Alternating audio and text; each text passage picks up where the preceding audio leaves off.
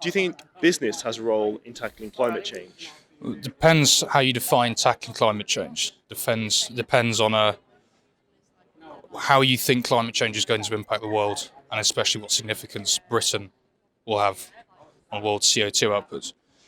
Because at the moment, let's say we had a perfect scenario, Britain became completely carbon neutral tomorrow. The actual impacts that would have would probably be negligible, if noticeable at all.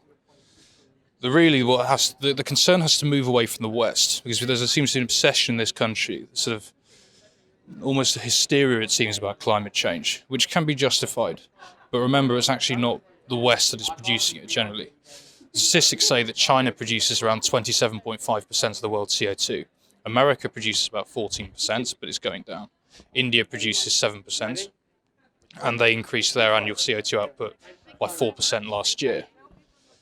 And the question is, who's actually going to bear the burden of responsibility? Is it the East? Statistically say that they are producing the most and are increasing the CO2 output every year, or is it the West who have got climate policies and which are decreasing it every year?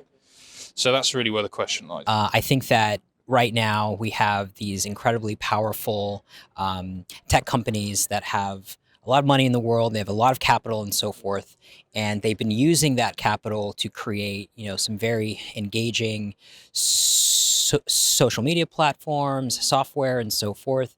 And I think that they certainly have the power and the financial means to take a stab at dealing with climate change. Do you think the consumer has a role to play, or is it just business? I believe that the consumer has got a bigger role to play in changing business behavior. So if we insist that, we don't want plastic or especially single-use plastic, I think that can actually have an effect.